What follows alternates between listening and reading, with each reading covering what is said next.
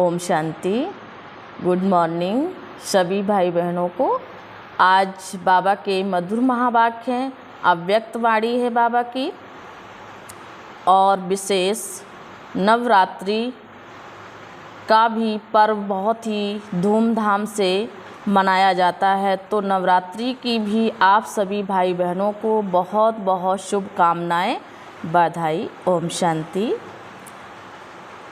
15-10-23 प्रातः मुरली। ओम शांति। अव्यक्त बाप दादा रिवाइज 18-1-96 मधुबन। बाबा ने टाइटल में दिया है सदा समर्थ रहने की सहज विधि। शुभ चिंतन करो और शुभ चिंतक बनो। आज स्नेह संपन्न स्मृति दिवस है। चारों ओर के बच्चों के स्नेह का दिन। दिल का आवाज़ बाप दादा के पास पहुंच गया। ये स्नेह सुख स्वरूप स्नेह है।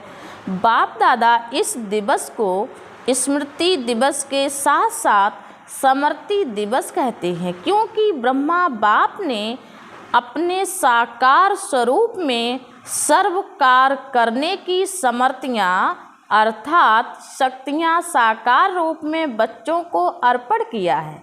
इस दिवस को संसोज फादर के वरदान का दिन कहा जाता है। साकार रूप में बच्चों को आगे किया और फरिश्ता रूप में अपने बच्चों की और विश्व की सेवा आरंभ किया। ये 18 जनवरी का दिवस ब्रह्मा बाप के 18 जनवरी का दिवस ब्रह्मा बाप के संपूर्ण नष्टोमुहा स्मृति स्वरूप का रहा। जैसे गीता के 18वें अध्याय का सार है, भगवान ने अर्जुन को नष्टोमुहा स्मृति स्वरूप बनाया। तो ये 18 का यादगार है कि ब्रह्मा बाप कितना ही बच्चों के प्रति अति स्नेही रहे। जो बच्चे अनुभवी हैं कि सदा सेवा के निमित्त बच्चों को कितना याद करते हैं। अनुभव है ना, मोह नहीं रहा लेकिन दिल का प्यार रहा। और बाबा ने कहा है दिल का प्यार रहा, क्योंकि मोह उसको कहा जाता है जिसमें अपना स्वार्थ हो। तो ब्रह्मा बाप का अपना स्वार्थ नहीं रहा, लेकिन बच्चों में सेवा अर्थ अति स्नेह रहा। फिर भी साथ रहते बच्चों को सामने देखते भी कोई देह के रूप में याद सताई नहीं, एकदम न्यारा और प्यारा रहा। इसलिए कहा जाता है स्मृति स्वरूप नष्टो मोहा। कोई मेरापन नहीं रहा, देह भान से भी नष्टो मोहा। तो ये दिवस ऐसे फॉलो फादर का पाठ पढ़ाने का दिवस रहा है।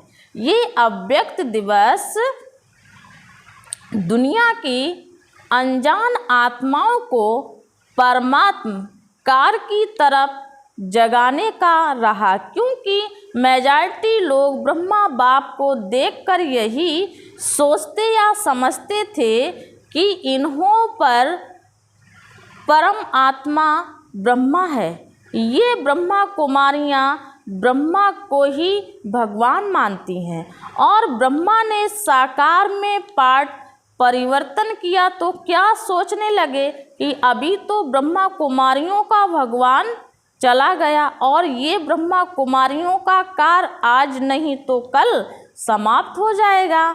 लेकिन आप जानते हैं कि इन्हों का करावनहार ब्रह्मा द्वारा भी परम आत्मा था और अंत तक रहेगा। तो ये परमात्म कार है, व्यक्ति का कार नहीं है। ये पहचान ब्रह्मा बाप के साकार पाठ परिवर्तन होने के बाद समझते हैं कि इन्हों को कोई शक्ति चला रही है ना। अभी भी बेचारे परम आत्मा को नहीं जानते हैं, लेकिन कोई शक्ति कार्य करा रही है। वो कौन सी शक्ति है उसको भी देख रहे हैं, सोच रहे हैं, और आखिर तो समझना ही है। तो किसका कार्य है, ब्रह्मा बाप का या परम आत्मा का ब्रह्मा द्वारा? किसका कार्य है? बाबा बच्चों से पूछ रहे हैं कि किसका कार्य है। जो बच्चे साकार के बाद में आए हैं वो सोचते हैं कि ब्रह्मा बाबा ने अपना साकार पाठ इतना जल्दी क्यों पूरा किया। हम तो देखते ना, हम तो मिलते ना, सोचते हो ना। लेकिन कल पहले का भी गायन है कि कौरव सेना के निमित्त बने हुए महावीर का कल्याण किस द्वारा हुआ? शक्ति द्वारा हुआ ना। तो शक्तियों का पाठ ड्रामा में साकार रूप में नूंदा हुआ है और सब मानते भी हैं कि मात्र शक्ति के बिना इस विश्व का कल्याण होना असंभव है। तो ब्रह्मा बाप फरिश्ता क्यों बना? साकार पाठ परिवर्तन क्यों हुआ? अगर ब्रह्मा बाप फरिश्ता रूप नहीं धारण करता तो आप इतनी आत्माएं यहाँ पहुँच नहीं पाती, क्योंकि वायुमंडल की भ्रांतियाँ इस विश्व क्रांति के कार्य को हल्का कर रही थी। तो ब्रह्मा बाप का फरिश्ता बनना आप ज़्यादा से ज़्यादा बच्चों के भाग खुलने का कारण रहा है। अभी फरिश्ते रूप में जो सेवा की फास्ट गति है वो देख रहे हो ना। फास्ट गति हुई या कम हुई? फास्ट हुई ना। तो फास्ट गति हुई तभी आप यहाँ पहुँचे हो, नहीं तो सोए हुए थे अच्छी तरह से। तो आज का दिवस ऐसा नहीं है जैसे कि लोग मानते हैं। अच्छा, चारों ओर के सर्वसमर्थ आत्माओं को, सर्व माया जीत, प्रकृति जीत आत्माओं को सदा संसोज फादर करने वाले बच्चों को, सदा दिल खुश रहने वाले बच्चों को बाप दादा का याद प्यार और नमस्ते।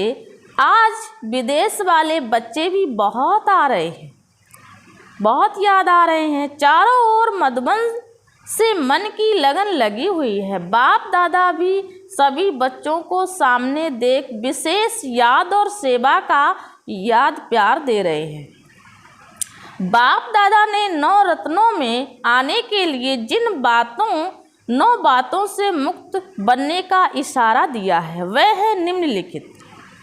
पहला पॉइंट है क्रोध मुक्त, दूसरा पॉइंट है व्यर्थ संकल्प मुक्त, तीसरा पॉइंट है लगाव मुक्त, चौथा पॉइंट है परमत, पर चिंतन और पर दर्शन मुक्त, पांचवा पॉइंट है अभिमान व अपमान मुक्त, छठवां पॉइंट है झमेला मुक्त, सातवां पॉइंट है व्यर्थ बोल, डिस्टर्ब करने वाले बोल से मुक्त, आठवां पॉइंट है अप्रसन्नता मुक्त, नौवां पॉइंट है दिल शिकस्त मुक्त। बाबा ने वरदान दिया है डबल लाइट स्थिति द्वारा उड़ती कला का अनुभव करने वाले सर्वबंधन मुक्त भव। डबल लाइट स्थिति द्वारा उड़ती कला का अनुभव करने वाले सर्वबंधन मुक्त भव। चलते फिरते यही स्मृति रहे कि मैं डबल लाइट स्थिति में रहने वाला फरिश्ता हूँ। क्या हो? डबल लाइट स्थिति में रहने वाला फरिश्ता हूँ। फरिश्ता अर्थात उड़ने वाला। लाइट चीज सदा ऊपर जाती है, नीचे नहीं आती है। आधा कल्प तो नीचे रहे हैं, अब उड़ने का समय है, इसलिए चेक करो कि कोई भी बोझ व बंधन तो नहीं है। अपने कमजोर संस्कार का, व्यर्थ संकल्प का, देवभान का बंधन व बोझ बहुत समय चलता रहा है तो अंत में नीचे ले आएगा। इसलिए बंधन मुक्त बन डबल लाइट स्थिति में रहने का अभ्यास करो। स्लोगन बाबा ने दिया है मनसा सेवा वही कर सकते हैं, मनसा सेवा वही कर सकते हैं जिनके पास शुद्ध संकल्पों की शक्ति जमा है। मनसा सेवा वही कर सकते हैं जिनके पास शुद्ध संकल्पों की शक्ति जमा है। ओम शांति, ओम शांति।